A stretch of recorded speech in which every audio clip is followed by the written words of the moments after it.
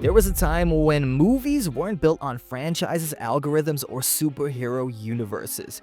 They were built on people. One word I say, she doesn't hear you right now. When a single name on a poster could make millions of people line up outside of theaters. The names of Clint Eastwood, Denzel Washington, Julia Roberts, Brad Pitt, Will Smith, and a few others. But that era is almost gone. In a world where characters outlive actors and studios rely on IP instead of charisma, one man has survived the extinction. He jumped from skyscrapers, hung off of airplanes, and outrun time itself. Not just in movies, but in Hollywood too. This is the story of how Tom Cruise became the last real movie star. Thomas Cruise Mapother IV was born in 1962 in New York to a working-class family and a turbulent childhood. His father was abusive, his family was constantly moving, and his confidence was fragile. He once said, "My father was a bully and a coward. It taught me what I never wanted to be." Acting became his escape. He wasn't born into Hollywood privilege, he fought his way in. At 18 years old, he decided to go head first into a career as an actor with $800 to his name and a dream. Within just 2 years, he was in taps. By 1983, he was the guy in Risky Business, and he was sliding across the floor in his underwear, dancing his way into movie history. Don't try to take me to a disco. America has now found its new face of cool. Then came Top Gun. Tom Cruise didn't just play Maverick, he became Maverick. The film wasn't just a hit, it was a cultural event, a celebration of ego, speed, and rebellion. And right there, in the center of it all, was Tom Cruise, smirking, fearless, and definitely untouchable. I'm the type of person I want to get into it and then see how it is. But what separated him from the other 80s icons was his drive. He wasn't just content with fame. He wanted mastery. He studied his directors, he learned the cameras, and he built relationships with Hollywood's best. Scorsese, Kubrick, Spielberg, and man, they all wanted to work with him. I just studied films and started making movies, and I learned on movie sets. What I would do is I would go to every single department and I studied every part of the movie. I went to the camera department, I studied lenses, lighting. I was working with a great cinematographer, Oren Roisman. I studied what producers do, what writers do, what wardrobe does, what the stunt department does, props, sound. I studied every aspect of films. He was never the tallest guy in the room, but somehow he always felt larger than life. Because Tom Cruise didn't just play heroes, he made you believe that he truly was one. The 1990s belonged to Tom Cruise. Every film was a hit. Every performance was iconic. A Few Good Men, The Firm, Interview with a Vampire, and let's not forget about Jerry Maguire. He worked across genres, yet each role carried the same level of energy, intensity, control, and conviction. He was more than just a performer, he was a brand. And by 1996, Cruise had produced and starred in his own franchise, Mission Impossible. No longer just an actor, he was a businessman, he was a filmmaker, and he was a force to be reckoned with. While others relied on studios, Cruise built his own empire, and in doing so, he became the most powerful actor in the world. The Mission Impossible series is more than just a franchise. It's Tom Cruise's manifesto. From the beginning, he insisted on doing his own stunts, not for marketing, but for authenticity. He once said, "If I'm asking the audience to believe it, I need to believe it too." He is the guy that clung to cliffs in Utah, climbed the Burj Khalifa, jumped from a plane at 25,000 feet, and hung off a flying Airbus A400M. Every film became a challenge to himself, no matter his age, no matter his physical condition. He wanted to test himself. And it was all just a love letter to cinema, because Cruise understands something modern Hollywood often forgets. Spectacle means more when it's real. While others rely on CGI, he risks his life. That's not acting. Now that's pure devotion. Behind the smile lies obsession. Tom Cruise is famous for his discipline. He trains like an athlete, studies like a scientist, and works like a soldier. Yeah, 4 a.m. train, couple hours. 4 a.m. Yeah, 4 a.m. Directors say that he rehearses scenes hundreds of times. Crew members say that he knows every camera angle, every lens, and every lighting cue. He doesn't just show up, he takes full control. He demands perfection, not out of arrogance, but out of fear of failing the audience. For Cruise, movies aren't business. They are belief systems. He once said that making movies isn't a job, it's a privilege, and every day I fight to deserve it. And every legend, though, if we're being honest, they all have their cracks. In the mid-2000s, Cruise, well, his image took a massive hit. His outspoken beliefs in Scientology, his infamous couch-jumping moment on Oprah, Tom, we've never seen you behave this way before. I know. his public clash with Brooke Shields over antidepressants. Well, if antidepressants work for Brooke Shields, why isn't that okay? I disagree with it. And I think that there's a higher and better quality of life. It all made him look unhinged by Hollywood standards. The media turned him into a caricature. Studios distanced themselves. Paramount briefly ended their deal. And for the first time, the world saw Tom Cruise not as a hero, but as a headline. The myth had been fractured. And for a while, it looked like Hollywood had moved on.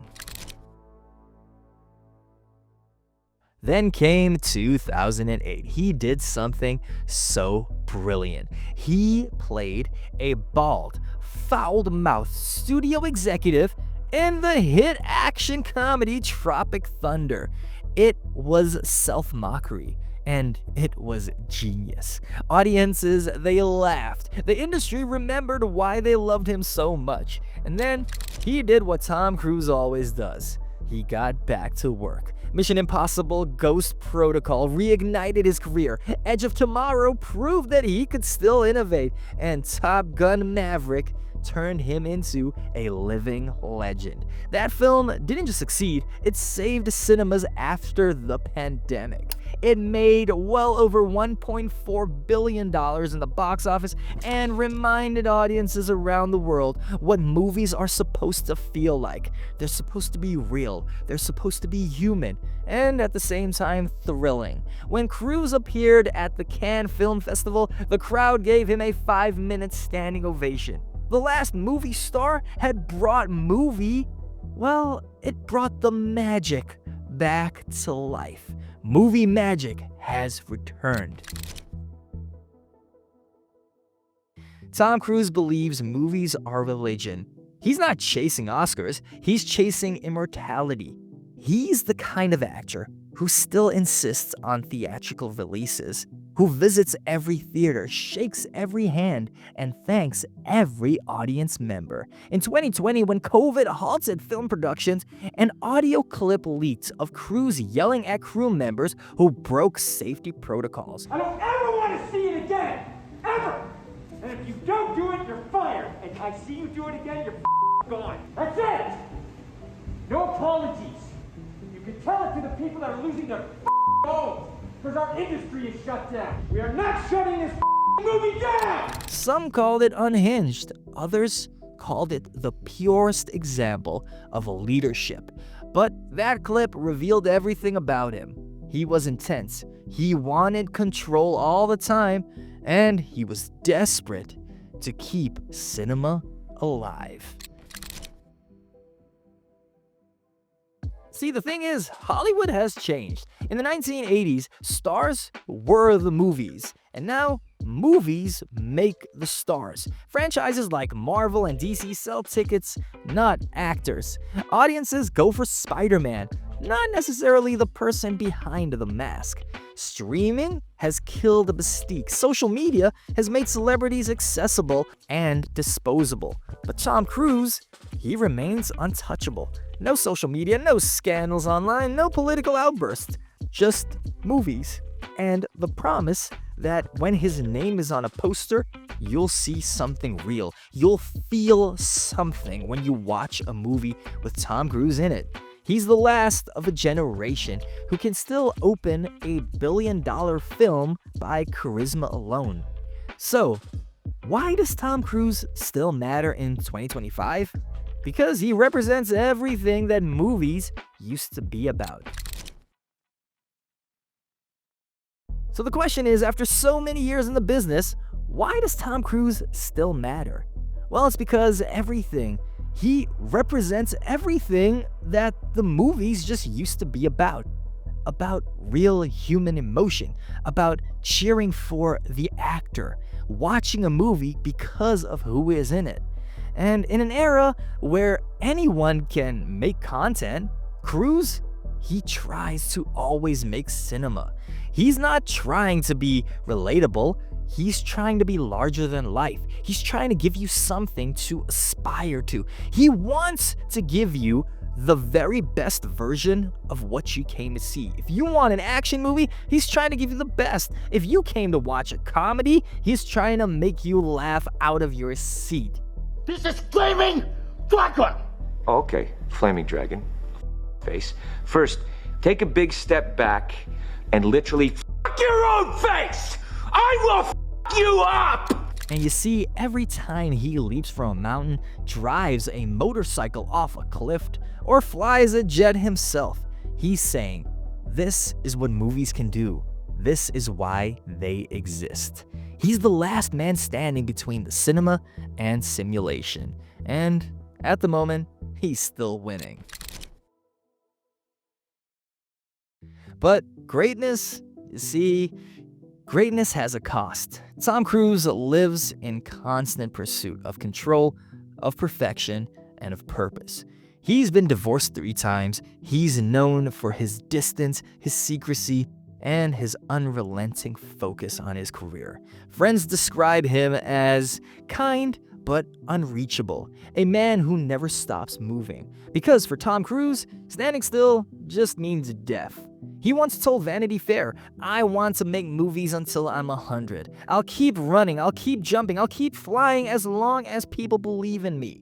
And maybe that's the real tragedy. The man who can do everything except stop. When Top Gun Maverick premiered in 2022, critics called it nostalgia, and it turned out to be a prophecy. It wasn't just about flying jets this time, it was about a man flying them. Cruise didn't need CGI. He didn't need reinvention. He just needed some faith. Audiences cried, they cheered, they remembered what it felt like to believe in a movie again. Because that's what Tom Cruise does. He makes us believe. Now guys, you may not know this, but there are 2 Tom Cruises. One is the myth, which is the perfect smile, the perfect run, the perfect shot, and the other is the man. He's flawed, he's obsessed, and he's still searching for purpose. But maybe those 2 are actually the same, because for him, the line between reality and performance, it disappeared long ago. He's not acting anymore, he's becoming. Every stunt, every close-up, every breath is a reminder that he is not playing a hero, he is one. If only for 120 minutes at a time. Tom Cruise's legacy won't just be about the movies, it will be about what they and what he represents. Commitment, craft, courage, the want and the need to go after this career. He proved that authenticity still matters, that the human element can still compete with technology, that real sweat, Real danger and real storytelling can still move hearts across generations. He's not the biggest because he's flawless. He's the biggest because he cares more than anyone else. When future generations ask, what was a movie star? Well, all you have to do is just point to a picture of Tom Cruise. Because while others chased the fame, he chased the legacy. While others aged out, he just pushed harder. While others settled, he jumped. And sometimes it was off of cliffs or planes. But he literally did it. He's not immortal, but he's as close as cinema gets. The man who ran through decades, who laughed at danger, who outlived Hollywood itself. All because he believed in one simple truth. Movies aren't meant to be watched, they're meant to be felt. Tom Cruise is the bridge between what movies were and what they are capable of being. Not just being the last movie star, but the last real believer in what makes Hollywood, what makes cinema so special. But guys, I want to know, what do you think? What do you think of the career of Tom Cruise? Comment down below, what is your favorite Tom Cruise movie of all time? Don't forget to give this a like and subscribe, and I will catch you on the next one.